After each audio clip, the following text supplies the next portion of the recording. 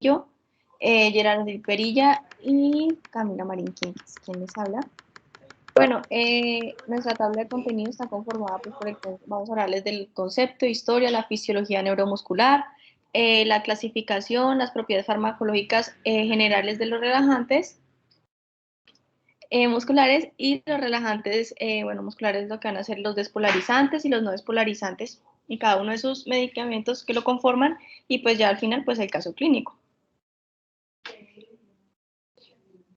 Bueno, vamos a dar un concepto que, bueno, ¿qué va a hacer esto? Pues estos, los fármacos bloqueantes neuromusculares, lo que van a hacer es impedir la transmisión del impulso nervioso a los músculos voluntarios a nivel de la unión neuromuscular, que pues, que se libera en las terminaciones nerviosas presinápticas como resultado pues de la despolarización y actúa sobre los receptores nicotínicos con el terminal postsináptico y pues el mediador de esto, el mediador químico es la acetilcolina. Pásalo. Ahora para darles una breve introducción acerca de la historia, pues en 1516 Pietro Martire, bueno, redacta un libro que se llama El Nuevo Mundo, que trata sobre la muerte pues, de soldados españoles con flechas envenenadas durante una exploración en Sudamérica y el Caribe. Ya en 1595, Sir Walter, Raleigh, investiga estas flechas e identifica una toxina que pues esta va a estar extraída de las plantas y se llamó el ourarí o el nuevo significado que se llama el curaré. Ya en 1850, en como dice ahí Claude Bernat, va a describir lo que va a ser la transmisión neuromuscular, que pues esto, lo que él miró fue que, o sea, demostró que la estimulación muscular y no nerviosa resultaba en la contracción y a su vez el curare lo evitaba, concluyendo pues que este tiene su efecto sobre la transmisión neuromuscular. En 1914, lo que va a hacer Henry Dyle que él tuvo un premio Nobel de la Medicina en 1936, que identifica a la acetilcolina como el neurotransmisión de la unión neuromuscular. Ya en 1918, Arthur Lowen lo que va a hacer es que utiliza el curare intramuscular en la cirugía intraperitoneal en pacientes bajo anestesia con éter. En 1935, Harold King aísla la tubocurarina de una muestra de curaré, describiéndola como una molécula con dos grupos de amono cuaternario. Y pues no va a ser hasta 1970 cuando se identifica correctamente el monocuaternario. Es llamado pues tubocarina porque las muestras de las plantas fueron transportadas a Europa y por su estudio pues en tubos. Ya en 1935 sigue 1947, que fue cuando Boet, eh, sintetiza lo que va a ser la gallamina y el primer bloqueador neuromuscular sintético. Ya en 1942 vamos a encontrar a Gifford y Johnson que utilizan el curaré en una cirugía que pues va a ser la apendicectomía. En 1949 se utiliza pues el primer bloqueador neuromuscular despolarizante que va a ser la succinilcolina y en 1949 Gluton utiliza la neostigmina para pues revertir como tal este efecto pues de curar la planta que ya les había hablado. En 1964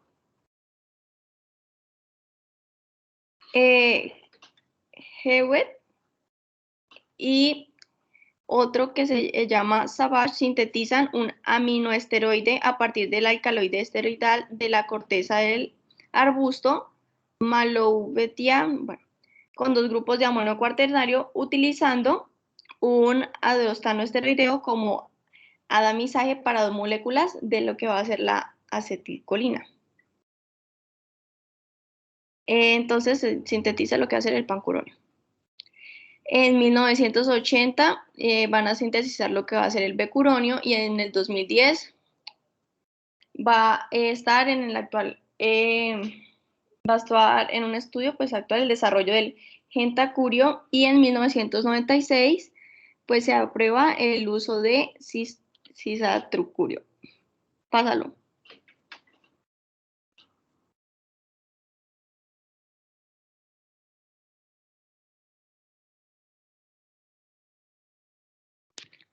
Bueno, hablando un poco sobre la transmisión neuromuscular, pues a pesar de que esta es colinérgica a nivel de la unión neuromuscular, es la sinapsis que más ampliamente se ha estudiado, la que más investigaciones tiene del sistema nervioso. Y aún así siendo la más estudiada, todavía no se ha alcanzado pues un conocimiento completo de su funcionamiento. Pero pues sí, esta es el área pues de continuo interés para muchos investigadores en el mundo. Entonces, sobre la fisiología de la transmisión, esta la podemos comprender, pues se dice que utilizando el modelo clásico de estimulación del nervio al músculo, que esta se da a través de el receptor de acetilcolina. Entonces, la unión neuromuscular del mamífero, esta es la sinapsis prototipo y la que más se ha estudiado. Y pues las investigaciones pues han proporcionado información detallada sobre este proceso dentro del esquema clásico, ya que este puede modificar la neurotransmisión y puede modificar la respuesta a los fármacos. Y pues un ejemplo podría ser que se puede señalar el papel de los cambios tanto cuantitativos como cualitativos en los receptores de acetilcolina que van a modificar la neurotransmisión y por ende pues van a modificar la respuesta a los fármacos. Como tal, la neurotransmisión muscular se va a producir por medio de un mecanismo simple y directo y se basa en que el nervio sintetiza acetilcolina y la va a acumular como en paquetes pequeños, estos son llamados vesículas. Y la estimulación del nervio va a hacer que estas vesículas migren a la superficie del nervio, allí se van a romper y van a liberar la acetilcolina al interior de la hendidura, que esta hendidura es la que separa el nervio del músculo.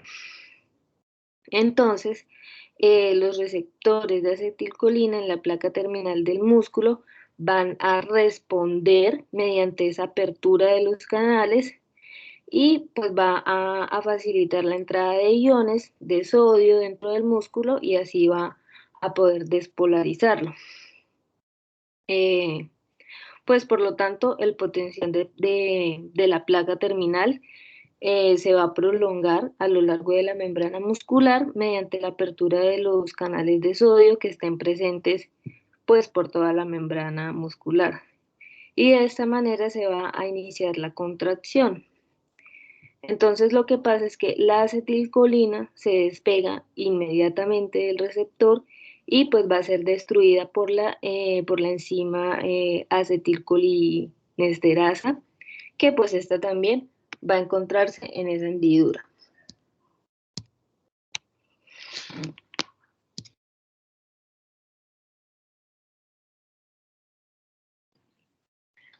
Bueno, ahora su clasificación, los relajantes musculares pues se han clasificado de diferentes formas, primero según su mecanismo de acción, segundo según los grupos farmacológicos y tercero según el tiempo de duración. Entonces, primero en los mecanismos de acción vamos a encontrar lo que van a ser los despolarizantes y los no despolarizantes y ahí pues ven los medicamentos por los cuales están conformados. En los grupos farmacológicos están los esteroideos y los bencilioquinolineos y según el tiempo de duración vamos a encontrar de corta, intermedia y larga duración, como lo ven ahí abajito en la foto. Que de corta duración de 10 a 20 minutos, de intermedia de 43 a 80 y de larga de 90 a 100 minutos. Pásalo. Entonces, los fármacos relajantes no despolarizantes, esto lo que va a hacer es que van a actuar en el receptor nicotínico, que lo que va a hacer es competir con la acetilcolina en los sitios de la unión en la placa motora, y lo que va a hacer es que van a impedir la apertura de los canales iónicos y por tanto pues la despolarización y la contracción muscular, eh, que van a dar pues una parálisis flácida. Después en los fármacos relajantes polarizantes, esto lo que va a hacer es bueno, van como a replicar, no sé cómo decirlo, o bueno, mimetizan la acción de la acetilcolina en la unión neuromuscular y pues se unen al receptor de la acetilcolina a nivel postsináptico, lo que va a dar lugar a una apertura inicial de los canales iónicos y pues con despolarización de la placa motora, lo que va a producir una contracción inicial que se reconoce como fasciculaciones. Y ya más adelante lo vamos a explicar.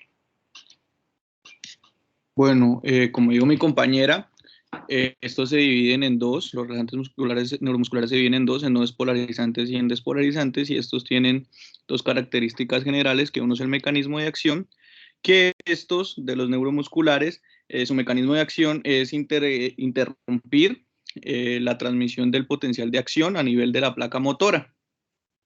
Y estos compiten con las moléculas de acetilcolina en el receptor nicotínico.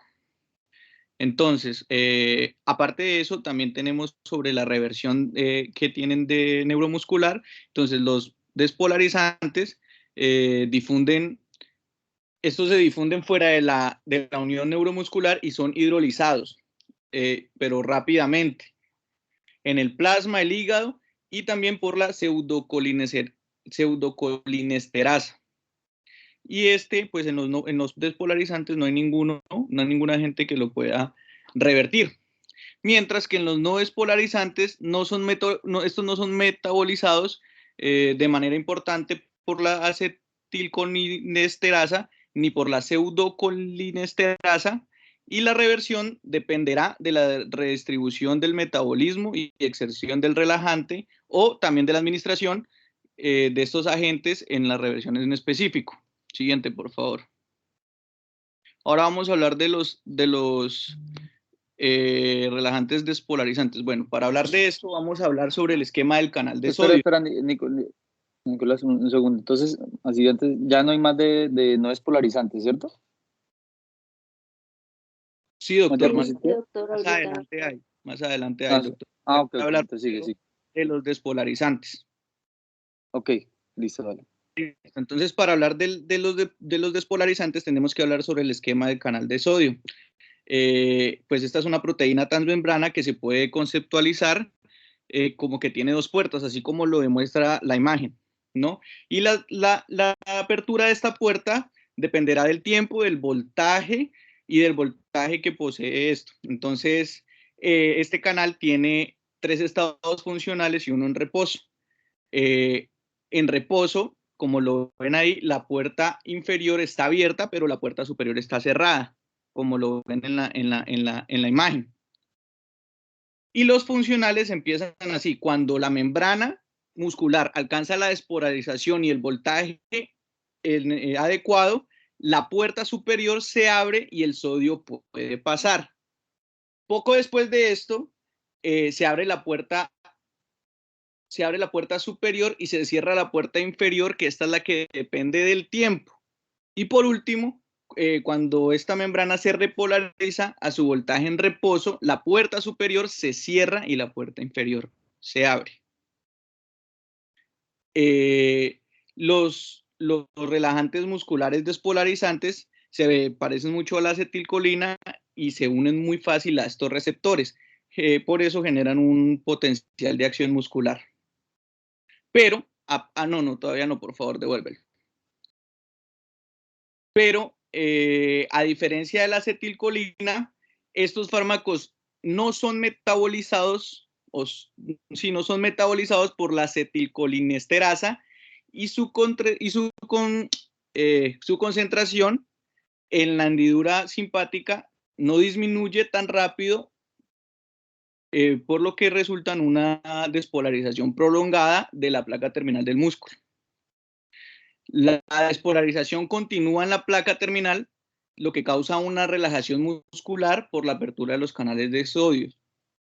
Esta está limitada en el tiempo por los canales de sodio. Por lo tanto, los relajantes musculares despolarizantes actúan como acetilcolina agonistas del receptor. Mientras, pues más adelante lo dirá mi compañera, pero pues acá le digo, los no despolarizantes funcionan como un antagonista competitivo. Siguiente, por favor. Bueno, estos canales van, este va a tener un bloqueo, perdón, de fase, que la primera pues es cuando la placa terminal no puede repolarizar.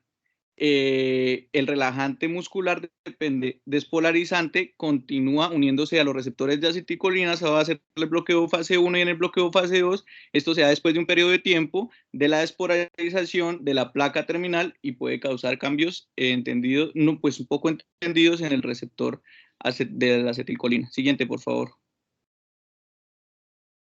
Bueno, ya vamos a hablar de la succinilcolina, que es el fármaco principal de los despolarizantes.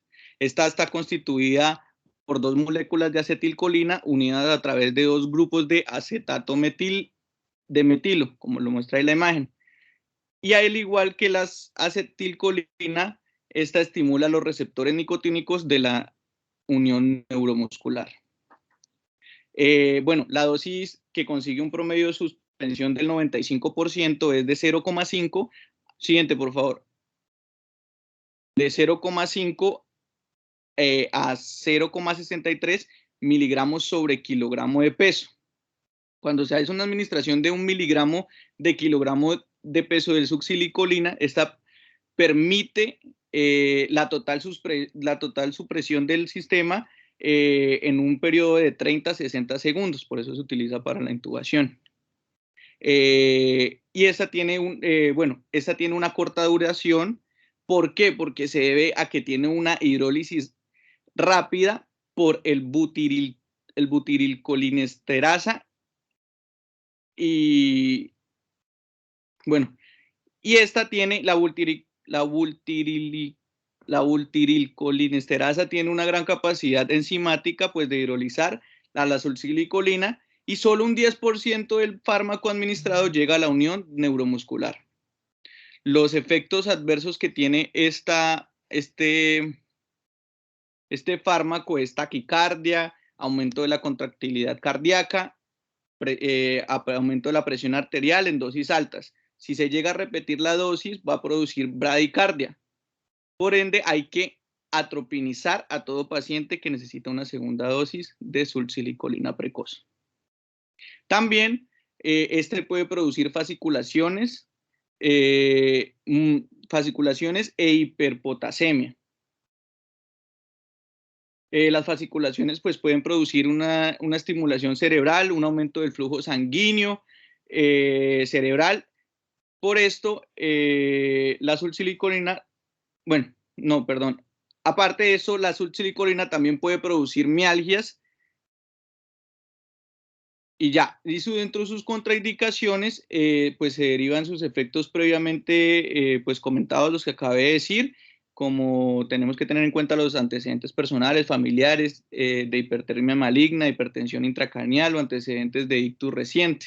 También miopatías, enfermedades neurológicas, hiperpotasemia, pacientes politraumatizados, inmovilización prolongada en pacientes en UCI. Siguiente, por favor.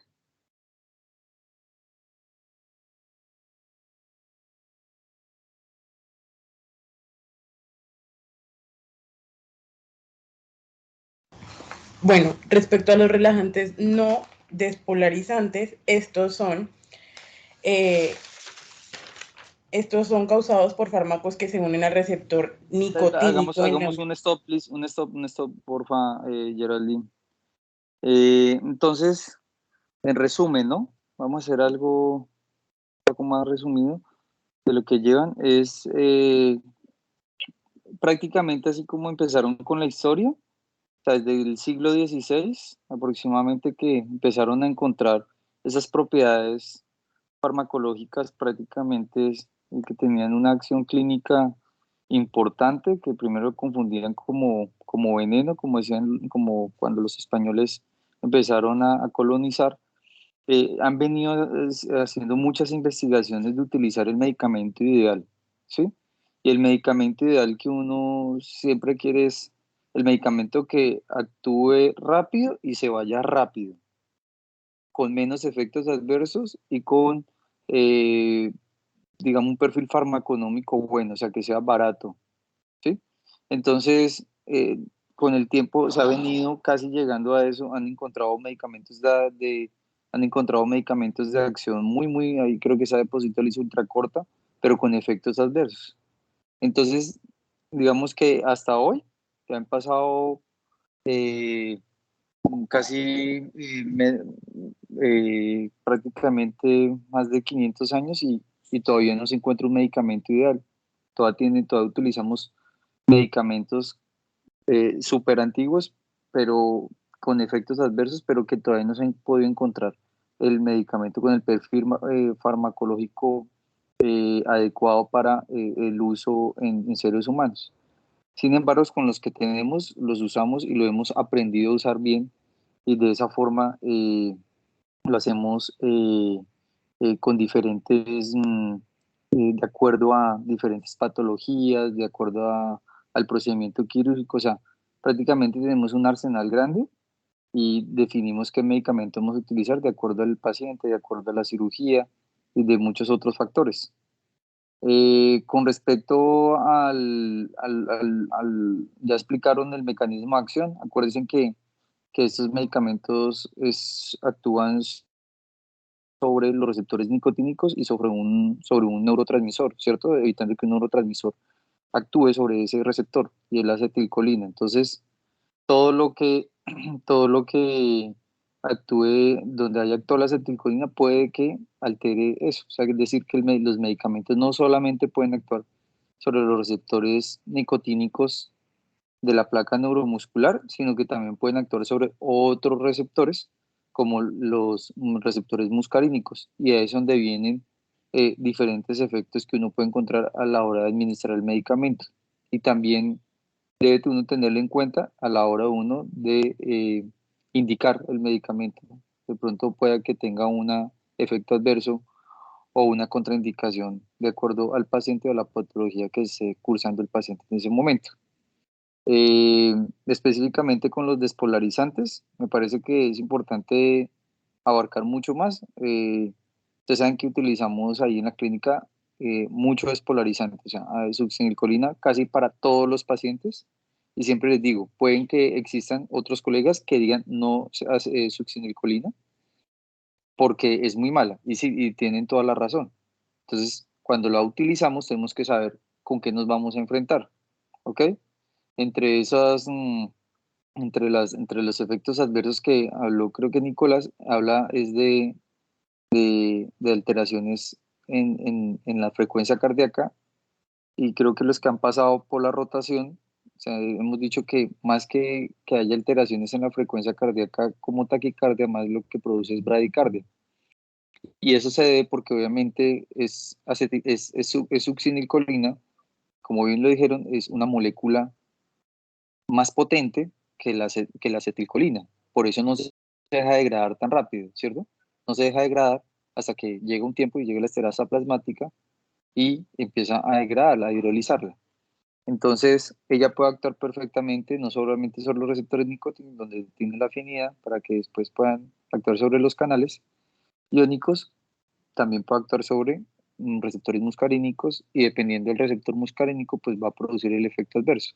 Si es un receptor muscarínico tipo 2 pues va a actuar sobre el corazón y obviamente va a hacer una acción como la acetilcolina de forma más potente y es una bradicardia extrema en un segundo, o sea, es rapidísimo que hace la bradicardia. Y si tenemos un niño, pues es un niño que posiblemente debe hacer paro porque disminuye la frecuencia cardíaca por debajo de ellos que dependen mucho del cronotropismo, su gasto cardíaco depende mucho del cronotropismo, hace que esos pacientes se descompensen muy rápido y puedan entrar en paro. Otras de los efectos adversos es referente al, ¿A qué? A las fasciculaciones. Ahí lo puso Nicolás. Las fasciculaciones, como él dijo, hay una despolarización, hay dos fases, fase uno, fase 2, y la fase uno es esa despolarización gigante, altísima, ese montón de succinilcolina que hay, que produce una despolarización marcada, donde haya receptores nicotínicos, y después va a haber una fase 2 en donde no se va a poder despolarizar nuevamente, porque pues está toda la membrana repolarizada, se han consumido las reservas de calcio dentro de la célula en el retículo sarcoplásmico, y por lo cual pues queda repolarizada, y hasta que no se retire o se hidrolice la succinilcolina, no se va a poder nuevamente a despolarizar. Entonces, esas son las manifestaciones clínicas que se ven, se identifican en el momento en que hacemos administración de estos medicamentos. Eh, la parte, para volver a la parte cardiovascular, la tensión arterial no se modifica. Lo que sí se puede modificar es que es la frecuencia cardíaca, y eso conllevará arritmias, ¿cierto? Entonces, ojo al momento de administrar la succinilcolina con los pacientes con alteraciones, alteraciones electrocardiográficas importantes, específicamente arritmias malignas. A Doctor, nivel gastro, dime, señora. también con los que tienen falla renal y los grandes quemados, ¿no? Entonces hemos hablado de las alteraciones hidroelectrolíticas, como las hipercalemias, que también la mencionó Nicolás, y ojo con esos pacientes, los quemados, los que aumentan los canales de potasio. Entonces, esos pacientes tienden a aumentar. Por cada administración por cada 1 miligramo de kilogramo de peso que administremos al paciente, tiende a aumentar 0.5 de 0.5 a 1 miliequivalentes. Entonces puede ser niveles de potasio muy alto, que nuevamente conlleva arritmias, ¿cierto?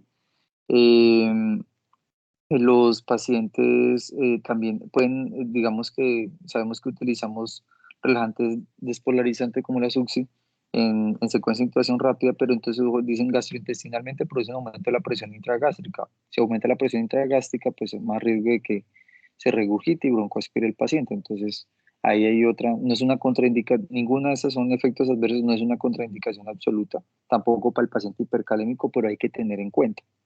¿Ok? Con respecto al sistema nervioso central, ya hemos hablado varias veces con todos los grupos, aumento de la presión intracraneal. Entonces, ojo con los pacientes con aumento de las presiones con PIB, que ya sabemos clínica, no la estamos midiendo la PIB que está en 20, no sabemos. Es una PIB clínica que pues el paciente está herniado, pues obviamente debe ser que la presión intracraneal está demasiado aumentada, igual que la intraocular. En el caso, siempre hablamos del paciente del trauma, no solamente craneoencefálico, sino con trauma facial, un trauma en la órbita, y que posiblemente tiene el riesgo de perder el ojo. Entonces tratamos de evitar no utilizar ese medicamento. ¿Ok? Ahí hay pacientes, aunque yo jamás lo he visto, siempre les digo, es un paciente con hipertermia maligna, que es el estado hipermetabólico, y eso tiene que ver mucho con eso tiene que ver mucho, se presenta mucho en pacientes que vengan de Europa, normalmente los países de la nórdicos, en donde demográficamente se considera que hay pacientes que tienen como esa predisposición a presentar hipertermia maligna. Entonces, obviamente, no sé, se van para un país de esos allá y va a utilizar, no creo que haya succinil, no sé la verdad. Es tener en cuenta que ahí demográficamente hay riesgo de que haya hipertermia maligna, y hay tratamiento específico para la hipertermia maligna, porque es que es fatal, prácticamente la mayoría de los pacientes se mueren. Entonces, puede con alguna anestesia lo digan, no, yo no tengo la hipertermia maligna, no, pero eso es muy raro, pues no importa, pero si está el riesgo, yo lo evito, y si hay otro medicamento que no lo tiene, pues prefiero utilizarlo. Entonces, ahí está la justificación de por qué no utilizar succinilcolina. Son muchas las complicaciones. No se puede extender con la succinilcolina. Uno dice, pues que en resumen, que vamos a tener miedo a la succinil. No, y saber qué efectos va a tener y cómo tratarlos. Entonces, en resumen, prácticamente con respecto al despolarizante, que es el único, succinilcolina o suxametonio como nombre comercial, que al final es el mismo principio activo. Entonces, ese es lo que quería comentarle. Dosis, 1 miligramo por kilogramo de peso, ¿listo? Para todos, 1 miligramo por kilogramo de peso. Eh, Lo único, cuando utilizamos dosis infradosis, es la única, es en el paciente que hace laringoespasmo. Ese paciente que lo estamos despertando, ese no es en el caso que les va a tocar a ustedes normalmente. Bueno, de pronto sí, ¿por qué no?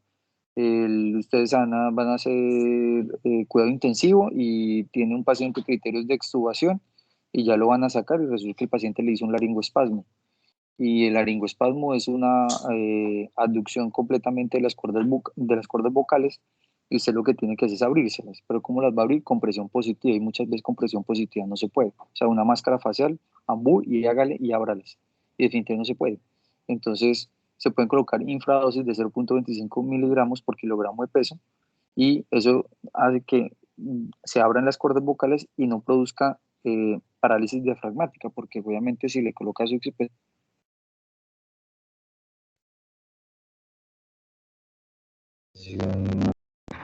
otra indicación más de la succinilcolina. Esa pregunta se la he hecho varios, ojalá alguien me la pueda responder. Es evitar un efecto adverso que es las fasciculaciones. O sea, no quiero que el paciente fascicule. Entonces, yo siempre le explico siempre como que una técnica para evitar que el paciente no fascicule. ¿Y qué problema con el fascicule? El paciente está dormido, está fasciculando, ¿qué tiene que? Pues no pasa nada, el paciente no se da cuenta que se le está moviendo el 100% de la musculatura.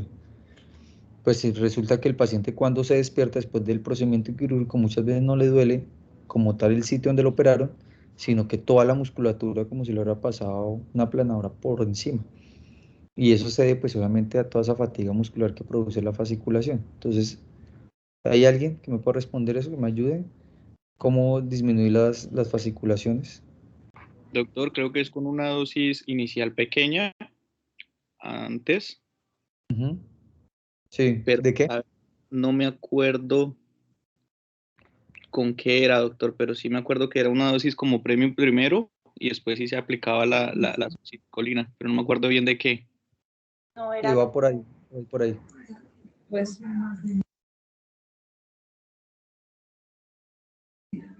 no es de rocuronio, o sea, no sé. Ah, sí, por ahí va también. Administrar el 10%, ¿no? Antes. ¿De?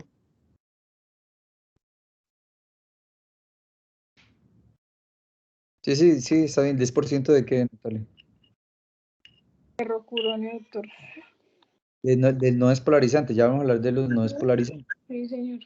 Cualquier no despolarizante puede ser un aminoéster, puede ser una benzinilisoquinolina, o cualquiera de los dos, rocuronio, becuronio, tracurio, citracurio, el que quiera utilizar, calcula la dosis de esa dosis que se supone que le toca al paciente, nada más le administra el 10%, el primer medicamento antes de la inducción, antes del Prof, antes de la lidocaína, antes de la Succi, lo administra, el paciente no va a fascicular. Y yo les digo, bueno, puede ser que el paciente es un paciente crítico que ni se acuerde que estuvo intubado, ni que estuvo en urgencias, ni nada. Pero sí de pronto un paciente que hagamos, pacientes que hagamos de programa, esos pacientes sí lo van a agradecer. Entonces, si sabemos que hay una complicación, la podemos evitar y no que no va a perpetuar ni va a alterar nada durante el procedimiento quirúrgico ni en el despertar del paciente, lo podemos hacer. Listo, seguimos.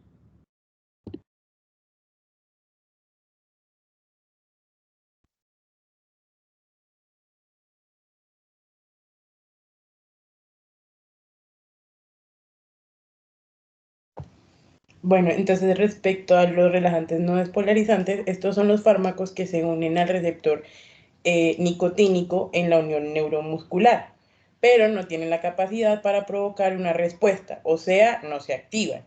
Estos fármacos compiten con la acción de la acetilcolina endógena. Estos dos son competitivos y su efecto es de tipo antagonista puro.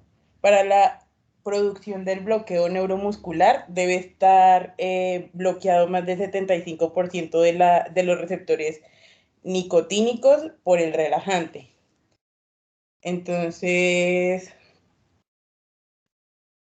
tenemos que, según su estructura química, pues los esteroides, para los compuestos esteroides son impredecibles que uno de los dos átomos de nitrógeno del compuesto sea cuaternario, la presencia de un éster de acetilo, y facilita su interacción con NAD en la membrana muscular.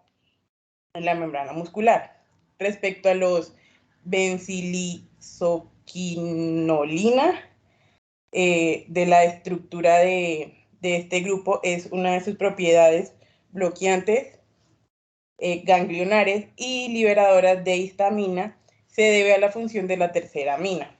Entonces, como mi compañera ya había dicho, según su duración clínica, que es ultra corta, intermedia y larga. Entonces, ¿lo pasas, Aleja?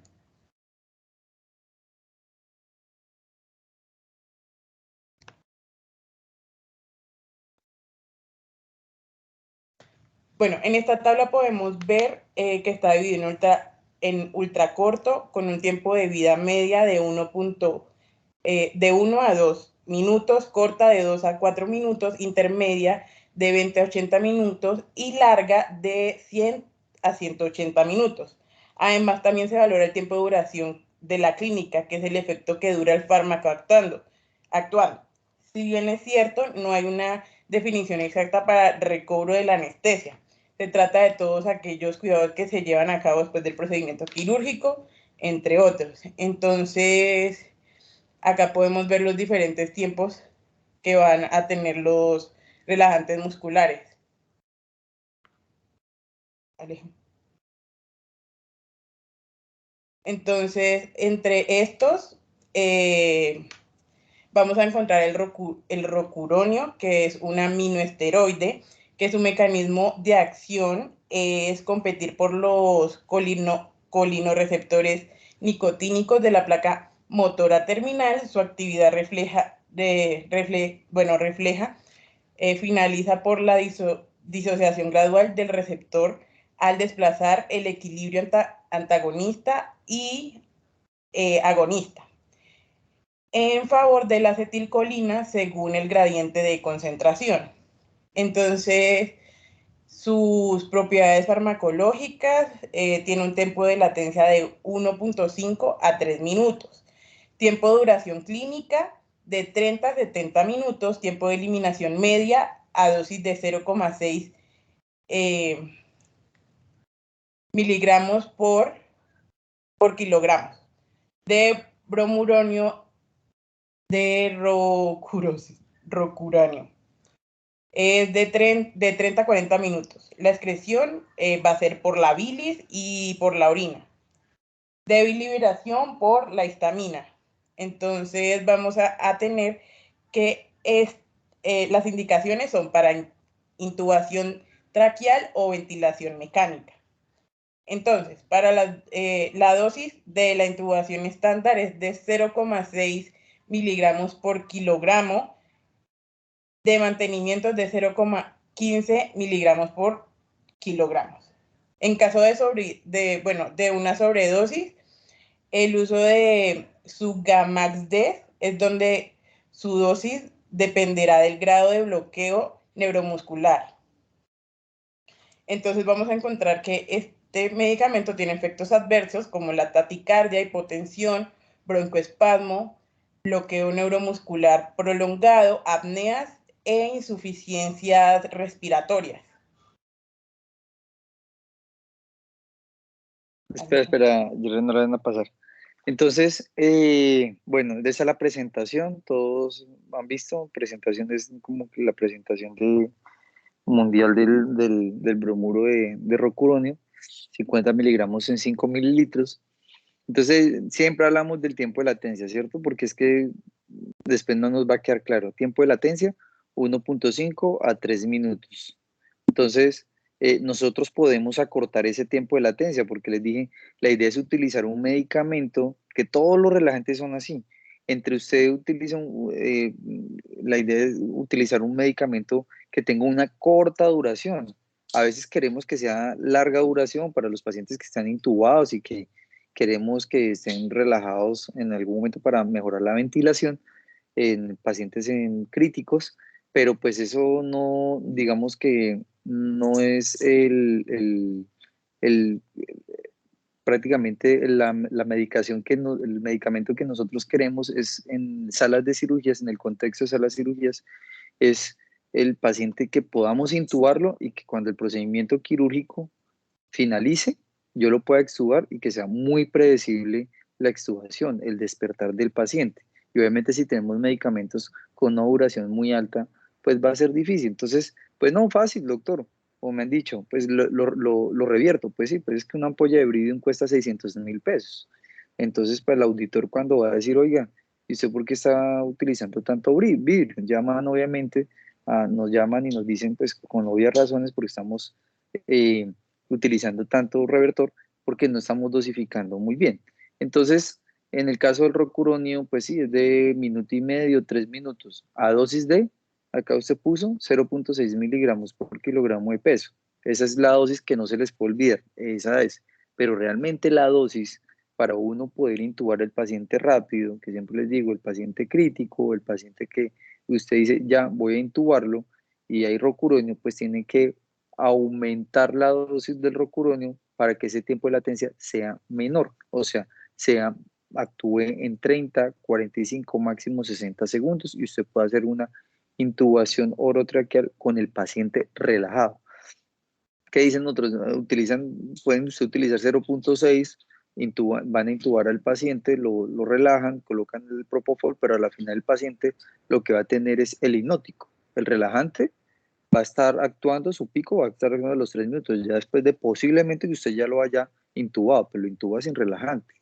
Entonces, la idea es que el paciente tenga el beneficio de que usted lo puede intubar con relajante, porque obviamente eso va a facilitar la maniobra, menores lesiones en la vía respiratoria, menores lesiones a nivel de la laringe, más exitoso va a ser la laringoscopia y la intubación, ¿ok? Eh, 30, 70 minutos. Entonces, Geraldine, entonces en el cuadro que usted puso, cuál sería entonces la duración del medicamento? ¿Dónde lo va a ubicar según la clasificación que usted lo puso? ¿En corta, ultracorta, corta, intermedia, larga, Intermedia. intermedia? Los de más de 70 minutos, pasa la diapositiva anterior, por favor. O sea, intermedia está entre 20 y 80 minutos y la larga está de 100 a 180. Hartísimo, ¿cierto? O sea, un medicamento más de 100 minutos, o sea, prácticamente más de hora y media, pues eh, ese es tiempo vida, sí, tiempo vida. No, duración clínica, no, estamos mal. Es tiempo de duración clínica, 40, 50 minutos, mire.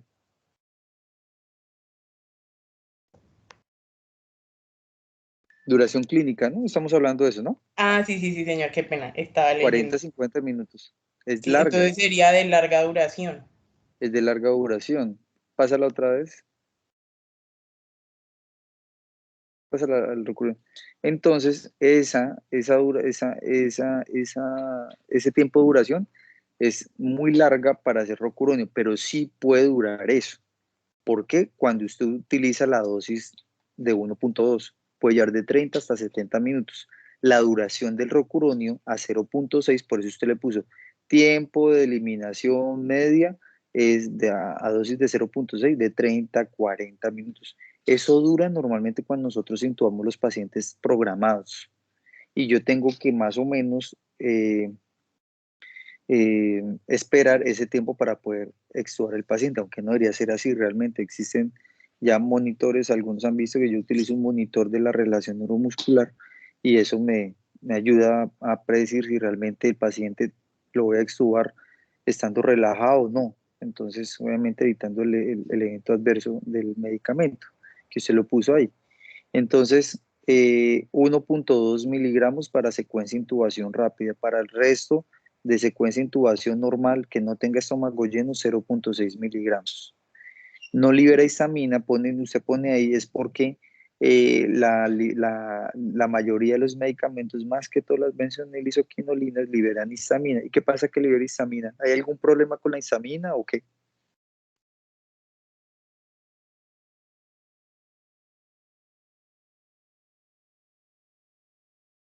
Pues Geraldine, doctor, pues dime. va a generar un shock anafiláctico, ¿no? Pues tiene mayor riesgo de que haga digamos, la histamina lo que produce es que pues, es un mediador inflamatorio, ¿cierto? Entonces, lo que hace es que produzca a nivel vascular, produzca mucha vasodilatación y esa vasodilatación pues se va a ver reflejada en una variable hemodinámica que siempre tenemos y es la presión arterial. Entonces, el paciente le coloca uno el medicamento y baja la presión arterial. Y acuérdese que usted no solamente le está colocando Rocurón, eso es una sola parte, ¿no? Está colocando el tema que vimos anterior, ya sea Propofol, y le está colocando el próximo tema que va a ser opioides. Entonces, pues todo eso hace vasodilatación. Entonces, y tras de ese un medicamento que le dé histamina, pues más hipotensión va a tener el paciente. Eso es. Y sí, también más riesgo de que haga un evento anafiláctico. Entonces, estos son, el Rocurón se puede colocar en infusión continua. Normalmente yo lo utilizo en pacientes neuroquirúrgicos, son procedimientos de 3 4 5 6 horas, entonces que no quiero que el paciente se me vaya a mover y pues utilizo una infusión, los pacientes que están en la unidad de cuidados intensivos para ventilación, en caso de distrés respiratorio, como los pacientes COVID. Eh, eh, para que sepan, el Rocurón es uno de los medicamentos que tiene menos efectos adversos, es muy estable, es decir, eso de que libera histamina es mínimo, sí produce algo de hipotensión, pero es mínimo con respecto al resto de los medicamentos no despolarizantes. ¿Qué más de este medicamento? Y si no tenemos Vidrium, ¿con qué más lo podemos revertir? ¿Hay alguna diapositiva? No recuerdo. Solo revertimos con Vidrium. Y con procinéticos, ¿no? Sí, Procinéticos, procinéticos, proquinéticos.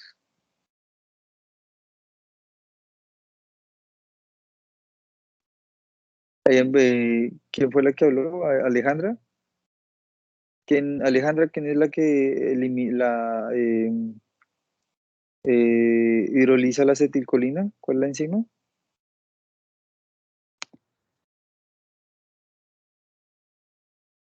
La acetilcolinesterasa. Acetilcolinesterasa. Entonces, podemos utilizar otros revertores como los anticolinesterásicos. ¿Ok? Los anticolinesterásicos, es decir, lo que hacen es que precisamente eh, eh, bloquean completamente esa enzima y lo que hace es que ahí no va a haber quien hidrolice la acetilcolina y va a haber mucha acetilcolina a nivel posináptico y eso hace que desplace completamente esa molécula de rocurona que está ahí en el receptor nicotínico y nuevamente produzca la reversión de la relajación neuromuscular y nuevamente se produzca la contracción fisiológica a nivel muscular. Siguiente, vamos.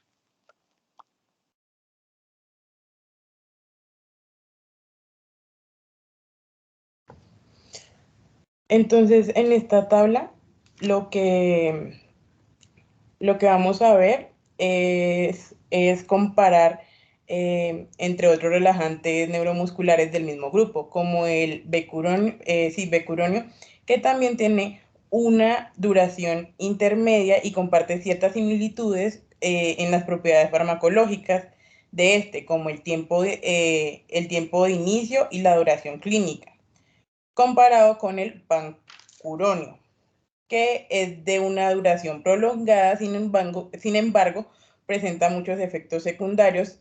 Y por último encontramos el pipero, no, perdón, es que no te alcanzo a leer, pipecuronio, Hipecuronio. que sí, pipecuronio, que es de duración ultra larga y tiene un tiempo de inicio entre 4 a 6 minutos.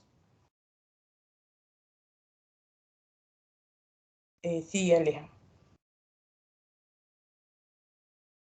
Deja un momentico la diapositiva, un momentico, por favor. Entonces, oiga, de relajantes musculares, apréndase Suxi, apréndase Rocuronio, apréndase Becuronio. Esos tres medicamentos son los que ustedes van a utilizar estando aquí en Villado, estando en Bogotá. Bueno, en Bogotá van a tener de pronto otros recursos, o estando en Puerto Lejos. Son los medicamentos que tienen que saberse, aprenderse en la dosis, ¿listo? Saber que si tienen el Renault 4 y el Lamborghini, entonces utilicen Lamborghini, que es el Rocuronio, y si tienen Renault 4, arranquen con Renault 4, que es el Becuronio. Entonces, de esa forma, siempre pues va a tener más seguridad con el Rocuronio. No está contraindicado el Becuronio absolutamente. También le pueden aumentar un poco la dosis para que haga secuencia de intubación, pero pues no, realmente no es lo recomendado, pero sí por lo menos utiliza un relajante. O sea, hacemos relajante, el opioide y el anestésico endógeno el hipnótico. Entonces ahí tiene esos medicamentos, esa tabla es buenísima porque ahí pues están la dosis, el tiempo de duración, de recuperación, vida media, cómo se eliminan el medicamento, si es más renal, más hígado, si tengo un paciente con una hepatopatía, si es un paciente con una enfermedad renal, lo utilizo, no lo utilizo, dosis de infusión continua, ¿ok? Efectos adversos, me ponen el Rocuronio como mínimo. El problema del pancurón es el efecto vagal, obviamente va a producir liberación de catecolaminas y ya, listo, siguiente.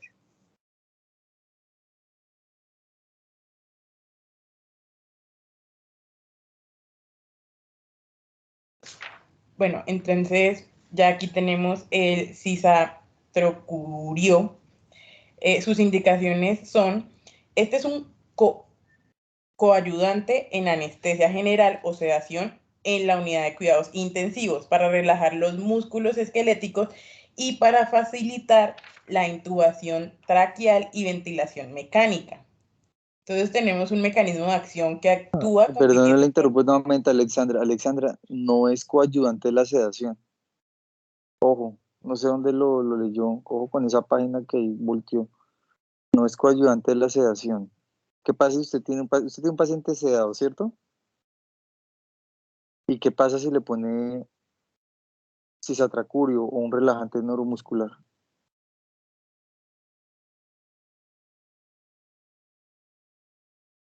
Usted tiene un paciente sedado, es un paciente que habíamos dicho la vez pasada, que respira espontáneamente, que se deja hacer el procedimiento, que no le duele, en fin. ¿Y qué pasa si usted le pone Rocuronio? ¿Qué pasa si le pone un relajante neuromuscular?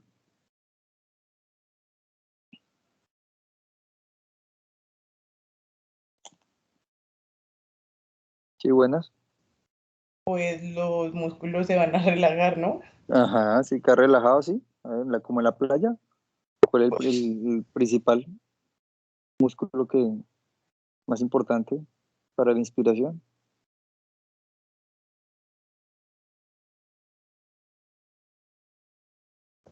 Pues el diafragma. No.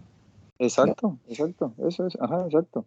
Si usted tiene un paciente sedado y se le pone relajante, pues obviamente se puso ahí, mire, parálisis, apnea, lo tienen que intubar, ¿sí? Entonces, ojo, entonces no es un coayudante, ojo, no es un coayudante de la sedación, es un coayudante de la anestesia para la intubación o es un coayudante para el mantenimiento de la anestesia, en fin, pero no es un coayudante de la sedación, es que creo que eso usted dijo ahí en las notas que tiene. Dale, sigue.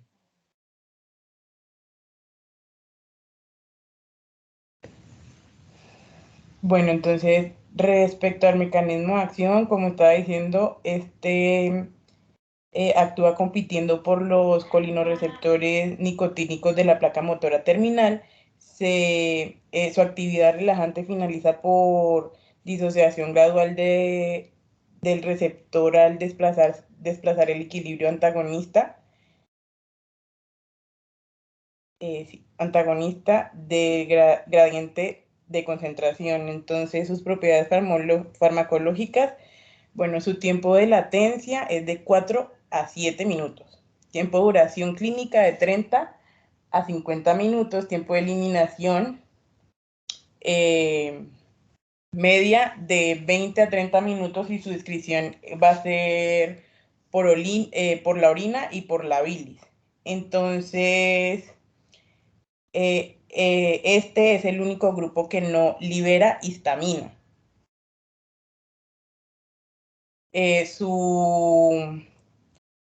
En caso de que tengamos sobredosis,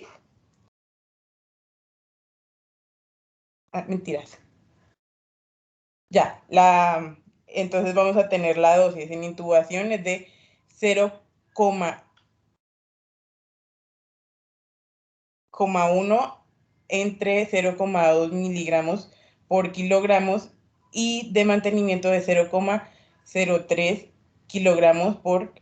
miligramos por kilogramos. Y de infusión es de 1,3, señor. Sus efectos adversos son la bradicardia, hipotensión, broncoespasmo, erupciones cutáneas, reacciones anafilácticas y bloqueos neuromusculares prolongados. En caso de sobredosis, vamos a encontrar que el mecanismo da neostigmina. Su mecanismo de acción. Alexandra tiene problemas con la nosigmina, ¿qué pasó? Listo, dame un segundo para que termine. Ojo, esa infusión es de 1 a 3 microgramos por kilo en microgramos, ¿listo? Que no lo dijo, es microgramos. La eliminación de Hoffman es una propiedad prácticamente de casi todas las benzinilisoquinolinas. Es una propiedad que a una temperatura estándar el medicamento puede eliminarse de forma sola. Entonces, por eso es que la eliminación de estos medicamentos es súper rápido, es muy rápido. Eso es bueno, pero el problema que tiene el cisatracurio es que el tiempo de latencia es muy prolongado. Entonces, otro medicamento que no sirve para secuencia de intubación rápida. Y aquí la pregunta que está diciendo, dice el anticolinesterásico, la neostigmina. ¿Tienen dosis de neostigmina? Ojo, que no me gusta la palabra sobredosis, parece como una canción, ¿no? Pero no es sobredosis, es simplemente, de pronto sobredosis más bien es a lo que se refiere es como antídoto, ¿sí? Reversor, cambiarle el Pues nombre, reversor, antídoto. pues me estabas diciendo las dosis. Ajá. Entonces, pues es diferente. Bueno, para los adultos es de 0,5 a 2,5 miligramos en un bolo lento, Ok. vía intravenosa. ¿Y Entonces, si es esta se va a niño? repetir según requiera hasta que la dosis total sea de 5 miligramos. ¿Y si es niño? Si es niño, Se me dice, si es adulto, tal. Entonces, ¿y si es niño? Geraldine ha pasado conmigo, ¿cierto? no, Ah, bueno, bienvenida. ¿La próxima rotaciones? no, la siguiente. Ah, bueno. Mire, yo siempre, yo no soy, yo canso, pues no sé si es la palabra adecuada, pero insisto más bien. Yo insisto es con que se aprendan las dosis, las dosis, las dosis y cómo administrarlas. Pues no habla de un medicamento, cuando hablar de dosis, habla de kilogramo de peso, ¿cierto? Yo utilizar, porque no es lo mismo utilizar un paciente de 80 kilos al de 120 kilos o al de 10 kilos. Entonces yo no puedo utilizar, pero bueno, ahí se hizo la salvedad, perdón, dijo, ojo, neostigmina 0,5 a 2,5 en adultos. En El adultos y rango es en alto, niños pero en niños es de 0,01 el a rango es 0. altísimo, porque 0,5 a 2,5 serían entre se lo quiere decir, entre una ampolla y 5 ampollas. O es una o es 5, o será la mitad, o 3 ampollas, 2,5 ampollas. Entonces, la dosis de 0,03, y eso hay un montón de literatura acerca de eso porque es de acuerdo al grado de relajación. Ejemplo, voy a dar, ustedes llegaron, dijeron, no, vamos a entubar, nos hicieron un programa de un paciente que le iban a hacer una resección de un tumor, y nosotros le metimos cisatracurio un montón porque pues para que dure harto y el paciente no se nos mueva y colocamos estos medicamentos. Y resulta que entra el cirujano y dice, ah, no, ya no se puede resecar el tumor, ya cerramos eso, le colocamos una derivación ventrículo peritoneal o una derivación externa del ventrículo y listo, se acabó. La cirugía, después de creer que se iba a demorar 5 o 6 horas, terminó demorándose 30 minutos. Uno dice, ¿qué hacemos con todo ese cisatracurio?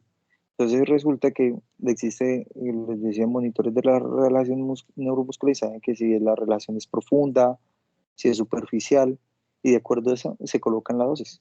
Pero la dosis mínima que hay que colocar en todos los pacientes es 0,03 miligramos por kilogramo de peso. Esa es. De ahí 0.04, 0.07, de acuerdo al grado de profundidad de la relación neuromuscular. La pregunta es, ¿solo neostigmina le ponemos? ¿Qué pasa si ponemos solamente neostigmina? ¿Hay que mezclarlo con otro medicamento o lo ponemos solo? Alguien, no solamente Alexandra, alguien que le ayude.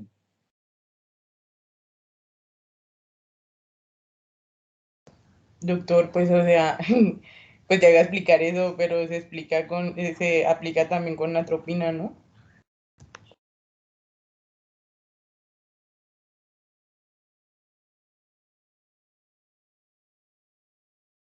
Hablando, tiene el micrófono prendido. ¿Lo tiene alguna diapositiva adelante? Ah, no, doctor, pues estaba entre la administración concomitante Pero, o previa atropina. pero explíquele a sus compañeros por qué se utiliza con atropina, pues eso es importante porque, bueno, ¿y qué pasa si no le ponemos atropina? O más bien, ¿por qué le colocamos el anticolinérgico?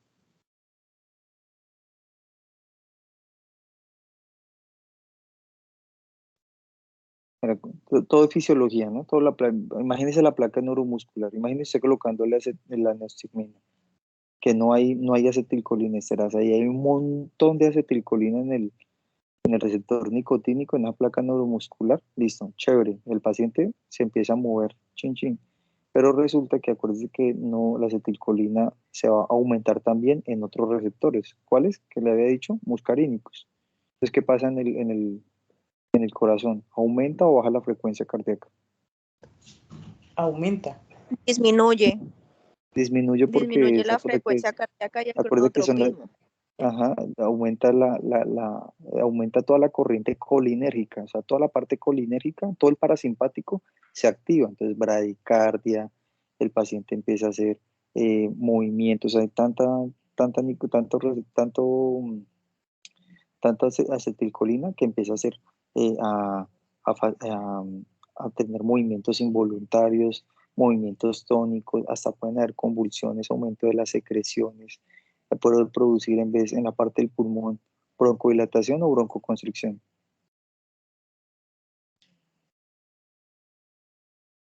Broncodilatación. No, ese sería si estuviéramos estimulando los receptores beta 2, ¿cierto? Y aquí es lo que es lo que está Ah, estimulando ok, los ok, receptores entonces broncoconstricción. muscarínico, así blanco, negro, ¿cierto? Entonces producen broncoconstricción, entonces el paciente empieza a ahogarse, o sea, se vuelve, cuando vamos a despertar al paciente hay que volverlo a reintubar, empezando que solamente con la bradicardia uno se da cuenta, cuando uno calcula bien la atropina. Entonces, ¿qué hace? Que evite que no haya, que, que no vaya a actuar sobre esos receptores muscarínicos, pues utilizando un anticolinérgico. El anticolinérgico nada más actúa, vas a ubicar sobre los receptores muscarínicos, no sobre los nicotínicos, pero los muscarínicos y evita los efectos adversos autónomos. Entonces, ese es el objetivo de la atropina. Siempre que se haya utilizado neostigmina, se tiene que utilizar el anticolinesterásico con el anticolinérgico. ¿Ok? Dosis, la mitad de la neostigmina. Alguna vez de pronto me hayan escuchado diciendo 5-1, 5-2, 5 ampollas de neostigmina y una atropina, de acuerdo también a la dosis de atropina, porque hay unas presentaciones de 0,5 y unas presentaciones de 1 miligramo. Entonces, esas son, digamos que, eh, la, lo que, las propiedades de los medicamentos que uno tiene que tener en cuenta porque termina produciendo un evento adverso gigante que puede acabar con la vida del paciente. Listo, sigue Geraldine.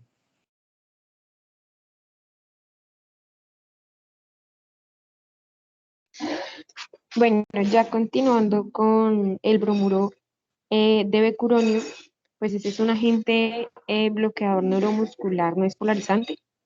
Su mecanismo de acción es que pues este va a bloquear el proceso de transmisión entre las terminaciones nerviosas motoras y el músculo estriado. Esto va a ser por la unión competitiva con acetilcolina a los receptores nicotínicos localizados en la región pues de la placa motora terminal del músculo estriado. Y pues es importante tener en cuenta que este medicamento no provoca fasciculaciones. Ya respecto a la farmacocinética, pues este tiene una unión de proteínas plasmáticas de un 60 a un 80%. Su metabolismo va a ser hepático y va a tener una excreción que va a ser un 15% renal y un 30 o 50% va a ser biliar. Cámbiala, por favor. La presentación va a ser una solución inyectable, en una solución inyectable. Cada frasco pues va a contener 10 miligramos de becuronio. Pues en la clasificación este va a ser un antagonista de los receptores colinérgicos, como estaba diciendo Gerald anteriormente, y pues este lo que va a hacer es que va a evitar la unión de la acetilcolina a los receptores de la placa muscular terminal. Sus vías de administración son vía intravenosa, ya sea indirecta, directa o continua. Cámbiala, por favor. Hablando ya de las indicaciones, pues este está indicado para la relajación muscular esquelética, para la cirugía. Aquí los bloqueadores neuromusculares están indicados como coayudantes de la anestesia, pues para para inducir la relajación del músculo esquelético y pues así facilitar el manejo pues de los pacientes que van a estar sometidos a ventilación mecánica. Cuando se necesita una dirección de acción intermedia o prolongada respecto a la ventilación mecánica. Y ya en las contraindicaciones, pues vamos a encontrar la hipersensibilidad. Y la más importante, Daniela, señor. la más importante. O sea, usted puso atrás, dale atrás. Las indicaciones, sí, ya dijo, como de acuerdo al procedimiento quirúrgico, ¿cierto? O sea, como coadyuvante para el procedimiento quirúrgico, es decir, para las colecistectomías laparoscópicas que está con el abdomen, que está con el homoperitoneo y quiere uno que el cirujano termine rápido y que haga el procedimiento rápido, pues uno le mejora el campo quirúrgico a él, ¿ok? Y pues no utilizar relajante neuromuscular para un hueso, por ejemplo, una fractura de fémur y tengo anestesia general, no necesito relajar eso, ¿cierto? La otra indicación, ¿para qué es? Para la ventilación, creo que fue el último que dije. ¿Y para qué más? Y la tercera indicación.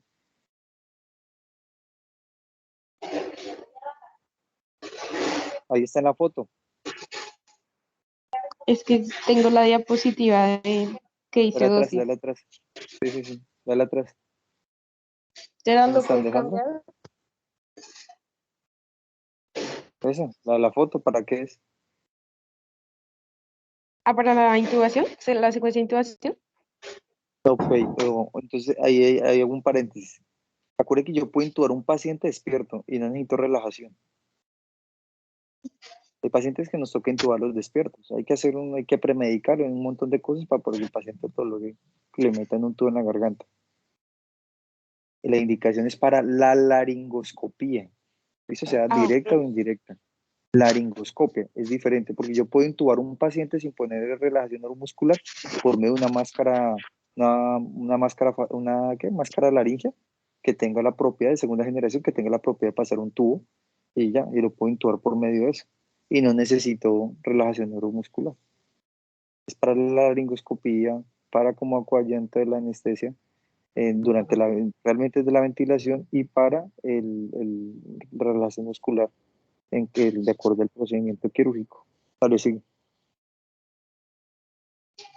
La cambias, Geraldine, por favor, a la que dice dosis.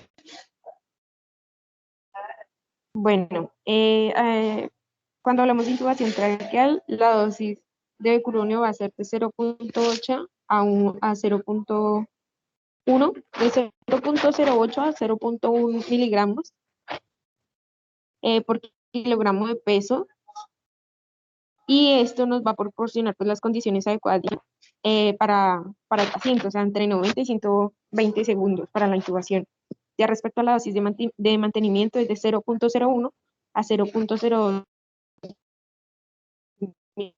miligramos de becuronio por kilogramo de peso, Y pues en caso de que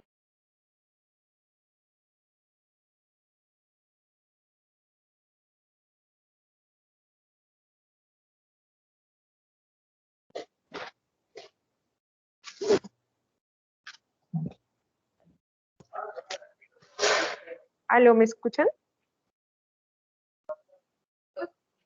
¿Aló, me escuchan? Sí, Ah, listo. Perdón, es que me molestó el internet. ¿La cambias, Gerald?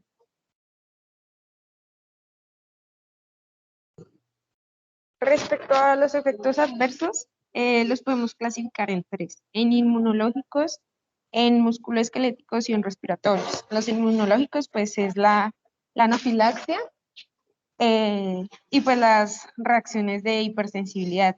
Respecto al músculo esquelético, pues debilidad muscular y un bloqueo neuromuscular que se ha prolongado. Y ya el respiratorio, pues cuando los pacientes presentan broncoespasmos. Y ya continuaríamos con el caso clínico. Entonces se los voy a leer. Es paciente femenina de 54 años, 65 kilogramos de peso, es llevada a salas de cirugía por diagnóstico de colelitiasis.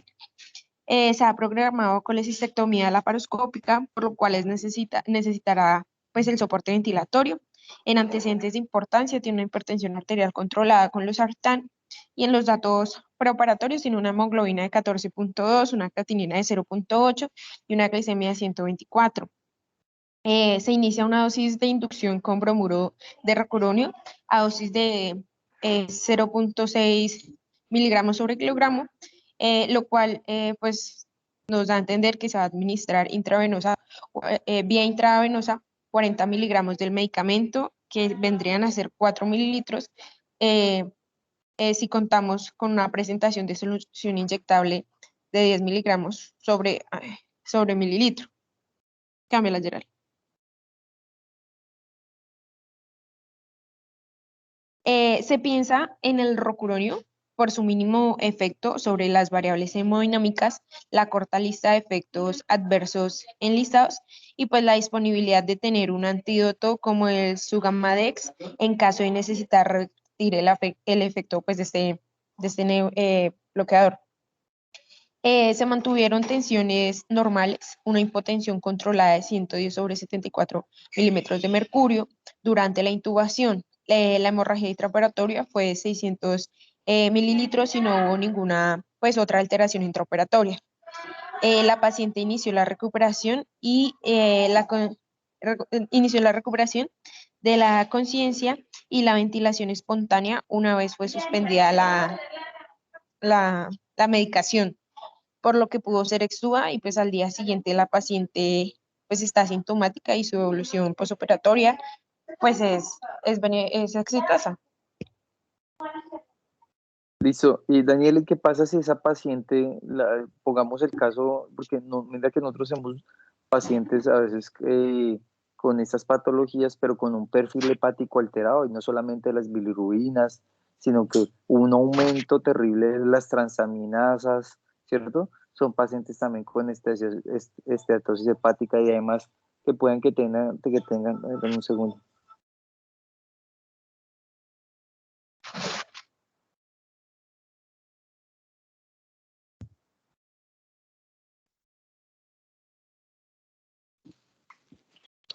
Y de esos pacientes, entonces uno tiene que determinar si de verdad se beneficia utilizar de los dos, no es de los dos ésteres que ustedes pusieron esteroides, cuál utilizar, rocuronio o brocuronio. Es un paciente con un perfil hepático alterado, con posiblemente que está prácticamente eh, con una alteración funcional hepática que puede llevar hasta una falla hepática. ¿Qué medicamento nos convendría más? Rocuronio, dentro de los no despolarizantes, rocuronio, cisatracurio, becuronio, o pasaríamos a succinilcolina.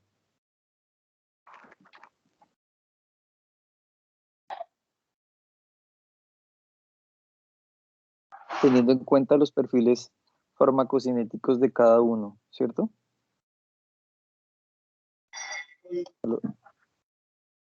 Sí, sí, doctor, te estoy escuchando. Ok, rocuronio, ¿por dónde se elimina más que todo el rocuronio? ¿Por vía hepática o por vía renal?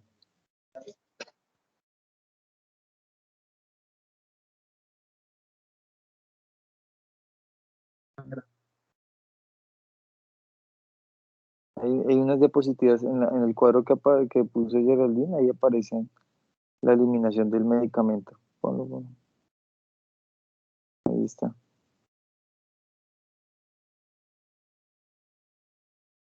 La vía de eliminación es renal.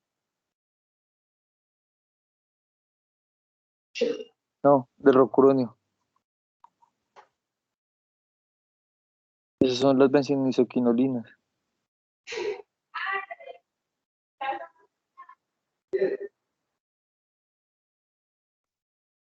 Ajá. Pues en el cuadro dice, Ahí está rocuronio, mire, ahí dice. Vía de eliminación y metabolismo. Vía de eliminación y metabolismo. El rocuronio, ¿por dónde se metaboliza? Su principal, hepática. hepático. Entonces ahí es donde uno dice, oye, yo conozco el medicamento, no es que esté contraindicado en ese paciente con insuficiencia hepática o con esa transaminemia o con ese perfil hepático alterado, sino que tengo que tener en cuenta que si me dice que yo utilizar dosis de 0,6 y voy a despertar al paciente, yo sé que ya no va a ser posiblemente una duración intermedia, sino que más bien prolongada o larga. ¿Ok? O sea, ya no va a durar los 30 minutos a 40 minutos, sino que posiblemente vaya a durar 60, 70 minutos o más. Porque como tiene alteración hepática y el metabolismo por la vía metabólica de ese medicamento es precisamente por ahí, entonces simplemente pues tengo que o ajusto la dosis o simplemente cambio el medicamento. Entonces yo no utilizaría rocuronio para ese paciente. ¿Cuál utilizaría? Entre los que dije.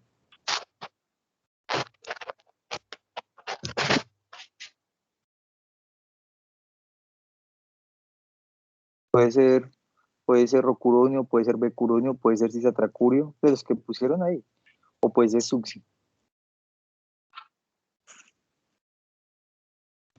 Puede ser cisatracurio, ¿no?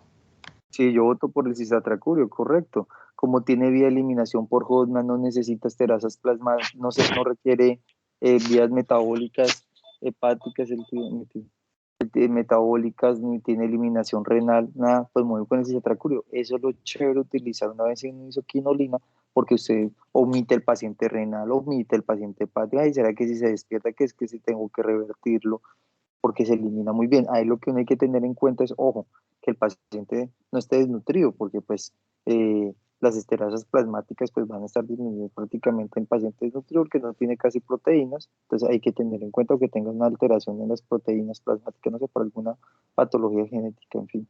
Entonces, ahí lo único, pero eso es muy raro. Entonces, esa es la ventaja de utilizar una isoquinolina. Eh, Listo, esa era la idea de cambiar el caso clínico de cuando nosotros hacemos, no todo es rocuronio, no todo es succio, yo siempre les digo, en el caso, a mí si yo intubar un paciente que me hizo una falla ventilatoria, no sé por qué se intoxicó por algún medicamento y alteración de la conciencia y no lo alcanzo a revertir y en fin, o no tengo el reversor y hice una falla ventilatoria secundaria a eso, pues ya no me importa si tiene alteración hepática, pues me toca intubarlo lo más rápido posible y pues tengo que utilizar el medicamento de menor latencia. ¿Cuáles son?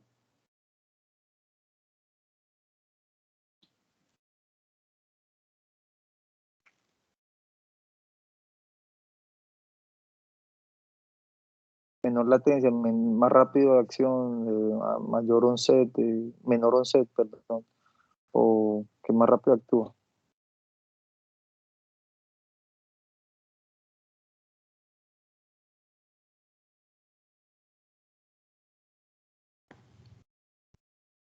Rocuronio, doctor. Geraldine,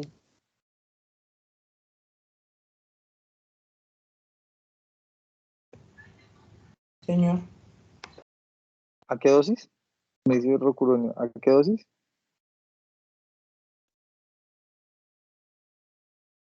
0,6.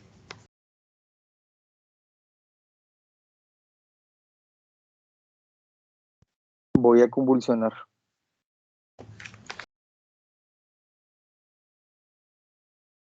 $0,1. Ya convulsioné.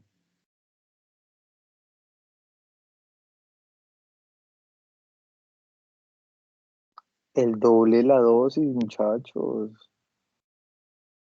O sea, 1,2.